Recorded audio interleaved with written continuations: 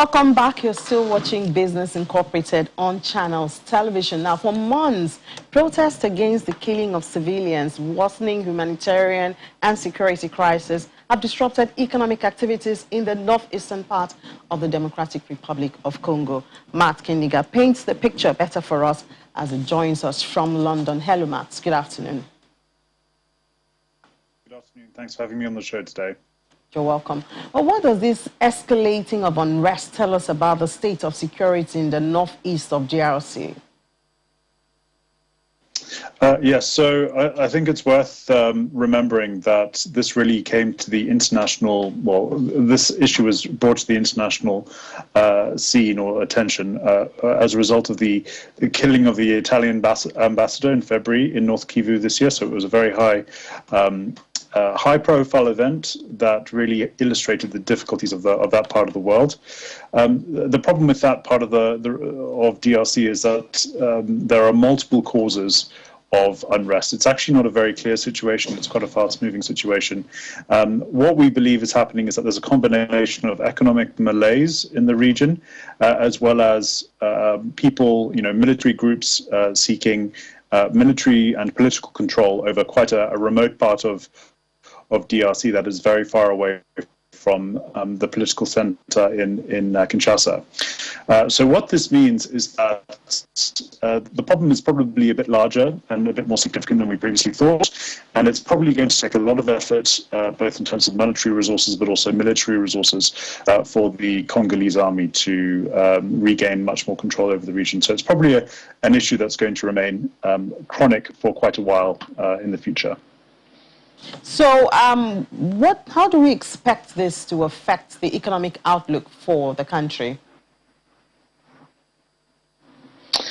So very broadly, it's unlikely to have a significant impact on the overall level, the overall economic outlook for the country, and this is because the major drivers of economic growth are located in the far south of the country.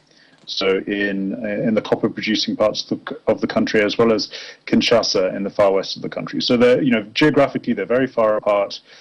They are unlikely to affect the major drivers of economic activity very directly in DRC, but there nonetheless will be an effect on sentiment. Investment into non-copper industries, for example. It will also affect business activity and business conditions and overall levels of economic activity in the northeast of the country for sure. It may also have a bit of a fallout for Uganda and some companies that supply eastern DRC from Kenya, for example. So quite a limited impact on the country's economic outlook, but nonetheless still a bit of a chronic problem for businesses in the northeast. And given the high inflation rate and sharp depreciation of the franc over the last year, how do you expect conditions to change for businesses? Yeah, so if we zoom out and look at the sort of monetary landscape in DRC, so apart from the security challenge in the northeast, there has been double-digit inflation. So the last inflation figures that we got from January were 20% year on year, so very high inflation. We see the inflation rate easing somewhat over the next year or so, and this is because the currency is likely to remain relatively stable. So we're not expecting to see another major depreciation like we saw over the last year or so. The currency is probably going to remain relatively stable through the end of this year, beginning of next year, because of the improvement in copper exports that is driving the economic rebound. But nonetheless, inflation, although it will slow, it probably will remain in double digits. So we expect it to average about 13% this year, maybe about 9 or 10% next year.